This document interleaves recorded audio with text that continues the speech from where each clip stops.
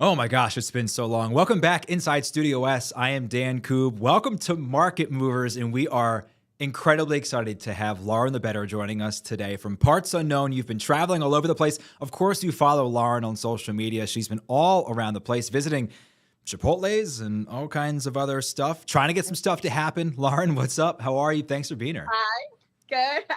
How are you, Dan? It's so nice to be here. Amazing. Yeah.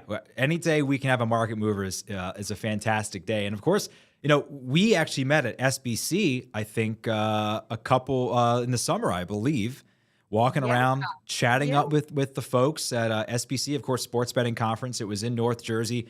We're in Jersey at Sporttrade. And I remember you came up to me and you were like, oh, I didn't think I was going to see any creators here.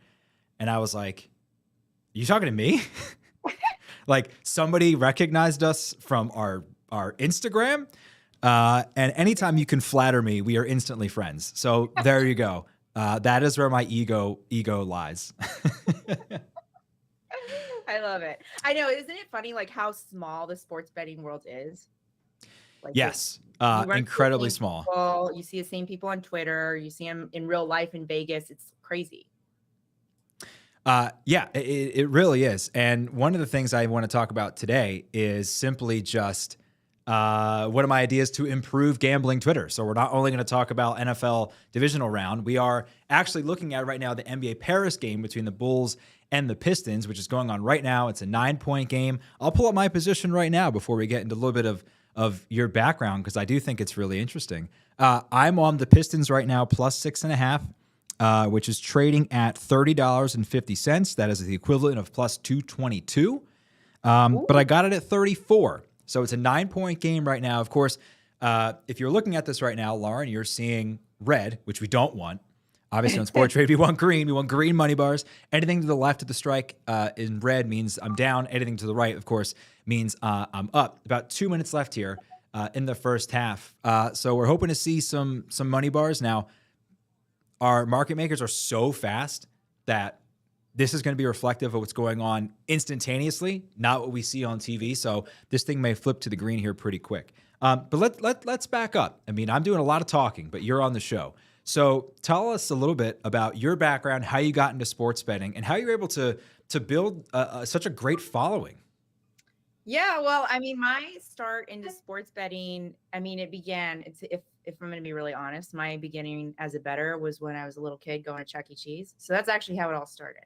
Sure. Chuck E. Cheese is a casino, and I've said that many times, and now you can't unsee it anytime you go to Chuck E. Cheese. We're talking skee ball. We're talking like the X-Men arcade game. Yeah. Tickets, like the whole thing. Like that's where it starts. So, but like all kidding aside, so like, you know, I've always I've always liked going to Vegas. Like I like the vibe of Vegas. I like people watching in Vegas. Best place to people watch in Vegas is a sports book. And so, I find myself just sitting at books for long periods of time, kind of observing, and then I'd start kind of taking in what was going on around me. But always I was just too intimidated to actually place bets. So I started at some point, I guess like a year and a half ago, started doing a lot of DFS, which are basically player prop parlays of just like pick 'em sorts of deals. So I started getting into that because at the time I was living in Texas, there's no legal betting in Texas. So I started getting into that. And then I'd go to Vegas just frequently enough. I started to kind of build this confidence in making actual sports bets at the counter. And so that's kind of how I started getting into it. But really what kind of like, caught me in this flywheel was sharing my picks on social media. And really initially it was more for myself of just kind of like, I'll just put this in the world, people can see it or they could not, whatever. And then all of a sudden I'd start getting engagement based off of my picks.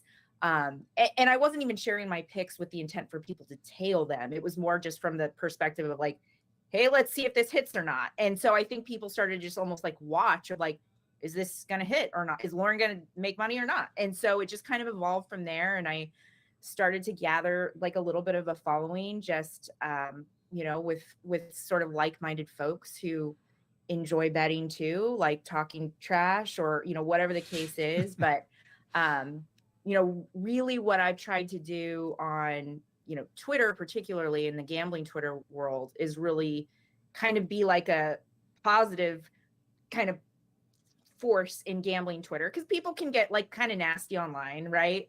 And so I've read. I really like being kind of this like supportive voice in there and, cheering people on, whatever the case is, or starting dialogues around sports betting or the sports betting culture that I think, end up being pretty interesting. I think people are always really keen to share their experiences or perspectives and kind of like allowing for that space for people to share that. And that's what Twitter does, right? But like sometimes, as a tweeter, you have to start that conversation, preempt it. And I've got a little bit far enough of a reach where people look for that information or they, look forward to sharing things in response to something I put out there. Like yesterday, I was just thinking about sports books in terms of like the perspective of ticket writers and like all of the crazy things they've probably seen. And so it started this whole thread about like people just sharing like the craziest thing they've ever seen at a sports book. And a lot of it involved, heavily intoxicated people, or whatever the case is. But like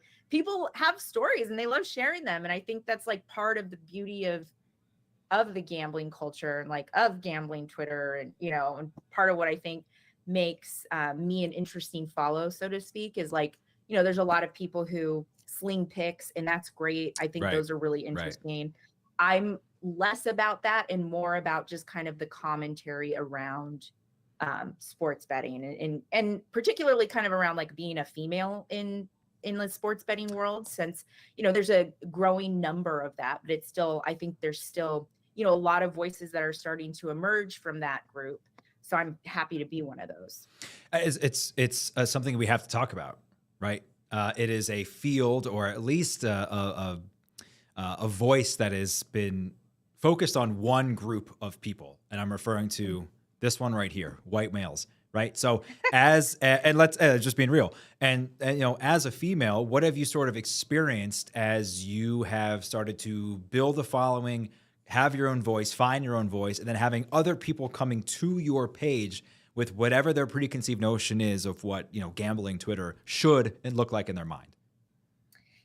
Yeah, that's an interesting question. And, I think for me, what I do is I'm just me. So like what you see on my Twitter page is just me and my thoughts. And so I guess my point with that is you're hearing the perspective of a female. Like this isn't me trying to, form into kind of a male business stereotype or, playing like a man in a man's world. And there's certainly nothing wrong with that approach, but really like, if I see like an athlete who I think's like really hot, like shout out Jimmy Garoppolo, like I'm going to say that. Hey, look, you're not alone.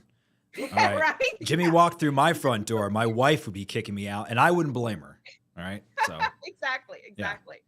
Um, and so I think like, that genuine perspective of just like, hey, I am a chick, so I'm gonna speak and talk and lean into kind of like a femininity that, I have, or like I'm a mom. And so Mm. sometimes I'll mention my, children or whatever the case is. And so I think something that I think has missed the mark in some regards when it comes to bringing females into sports betting is like I think it's like it's leaning too hard into like masculinity, and I Mm. think there needs to be an acceptance of like, hey, women are women, and there's like a different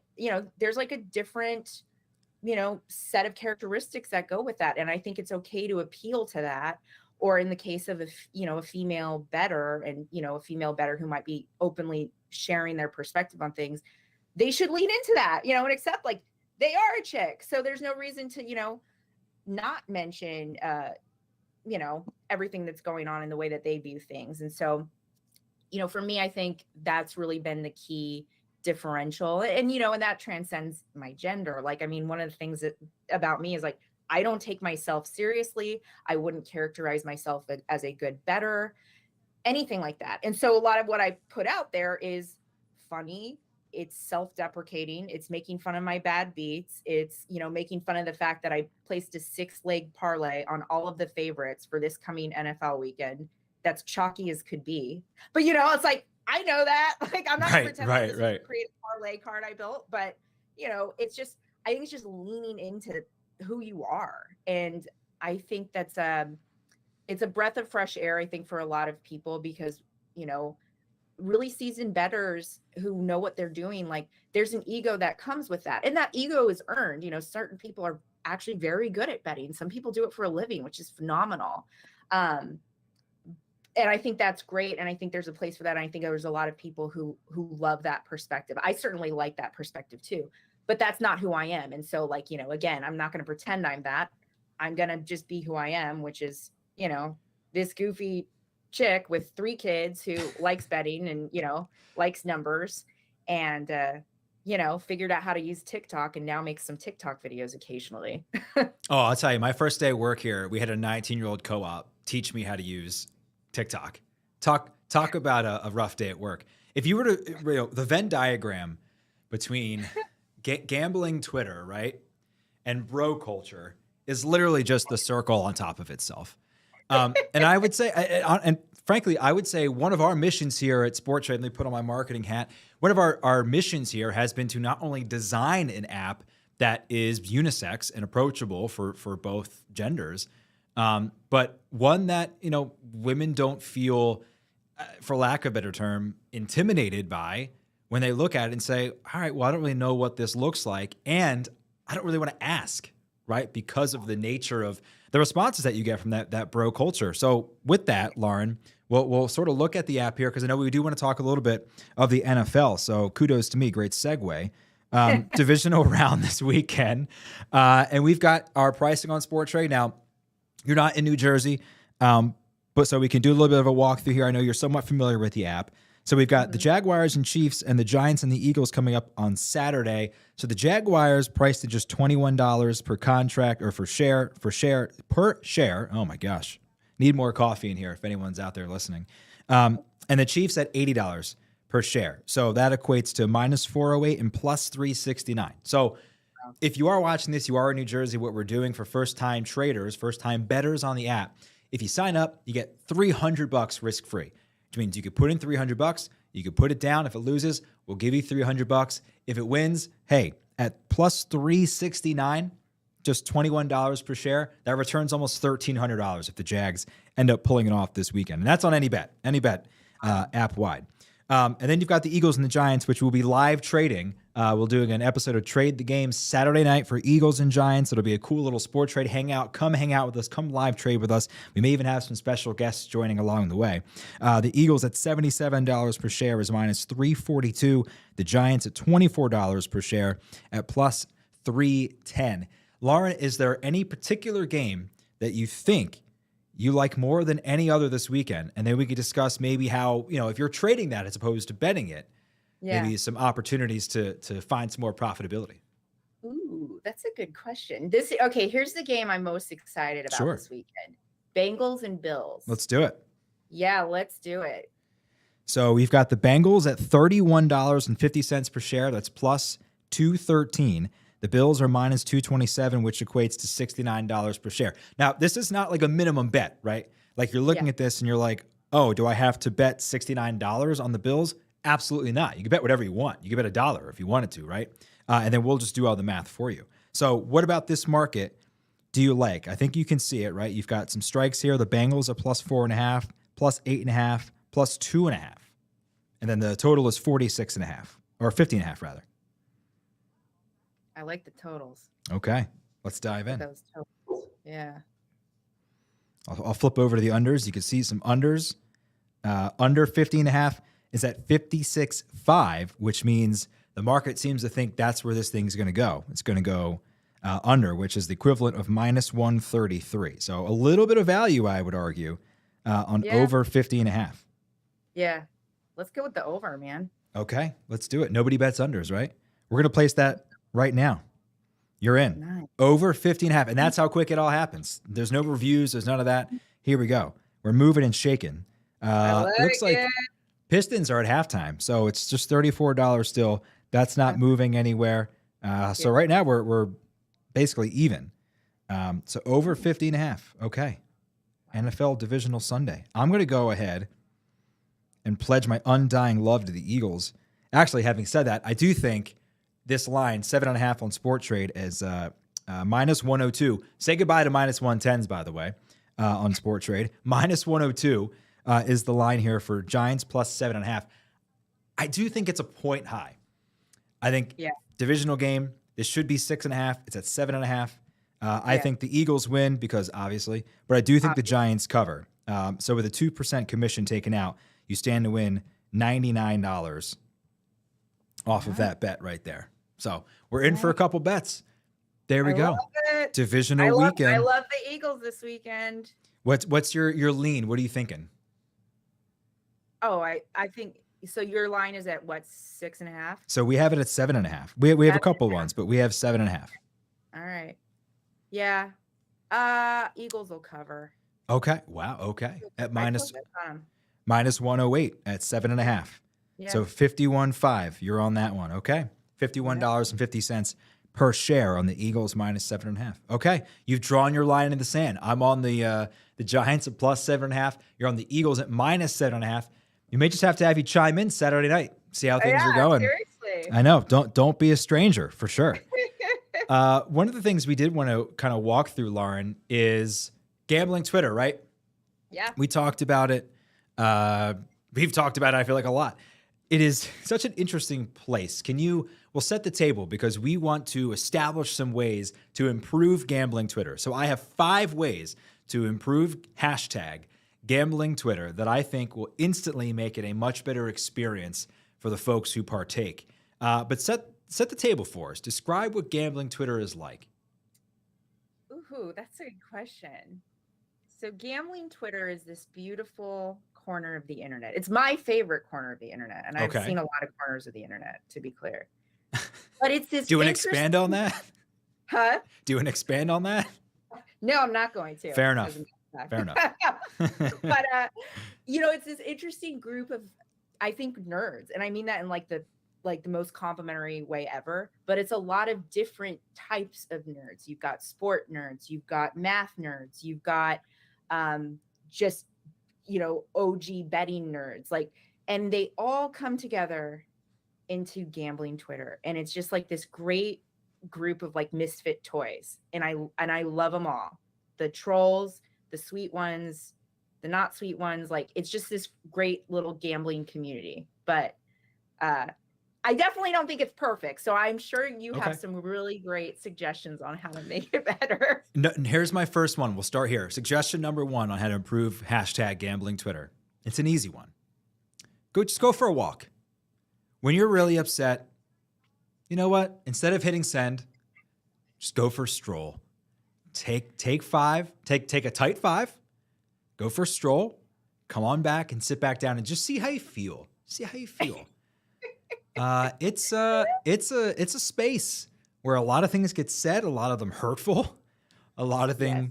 things pretty damaging to the psyche if you're not cut a certain way.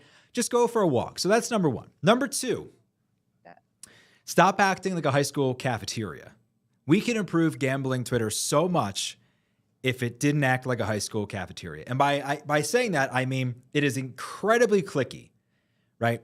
The people who have found a voice on gambling Twitter, the Book It with Trents, the Dave Portnoys, et cetera, you understand the folks I'm referring to. They are the queen bees. They sit at the most popular table. They have the most underlings, for lack of a better term. And those people are very cliquey and very quick to back their person, Yeah. which is fine. Not the first time in history this has happened. But I think we could stand to not dunk on each other so frequently when we disagree with the queen bee. That's number two. What do you think? Totally agree. Totally agree. Or like like auto fade. This guy's an auto fade. Like, yeah, it's just kind of like, but there is that very like cafeteria vibe to it. You're right. It's interesting. It's an interesting like little microcosm of human nature of like the clickiness that occurs. 100% agree with you. So I myself am somewhat new to the gambling Twitter space. I've been in it maybe 2 years. And I feel like when I first walked in, I was walking into the cafeteria and I was looking around going, where am I going to sit? Am I going to sit with the people who are super serious? Am I going to sit with the people who are satirical? Am I going to sit with the fade gods? Am I going to sit with the people who are tracking their bets, the people who don't track their bets, people who sell their bets? A lot of tables at gambling Twitter. And where you sit very quickly will decide your journey and your interactions. It is literally just like high school. It's so true. So true. And I think what's so cool is like, as I've gotten more like, because I'm coming up, I guess, on a year of in like gambling Twitter. And I feel like there's more and more tables. And I think it's cool that like, you just make a new table if you can't find one. And that's the beautiful thing about gambling Twitter is like, you can sit alone and it's cool, or you can have your own new table with new people, or you can table hop. And that's my favorite thing. Like sometimes I do go kind of hardcore and I'm like, I'm going to track my bets. And then, so I kind of feel like I'm one of those guys for a little bit. And then sometimes it's like, screw it. Instead, I'm going to just tweet about how I haven't pooped in a week. And so then I end up doing that. And then it's just fun to like, we were considering, we at HQ were considering a segment called Explain Your Tweet, or Defend Your Tweet, rather. Complete ripoffs from Anthony Jeselnik's short time show on Comedy Central. And I was just going to put it up and say, just walk us through the mechanics of this one. But we decided not to. Number three, trimming the intentionally terrible advice. So there are people who will intentionally throw out some bad advice out there. Obviously, there's a lot more attention on betting in recent years after PASPA. So let's just cut out the people who are intentionally throwing out bad advice. Number four, have a little more fun with it. Can we get some more self-awareness?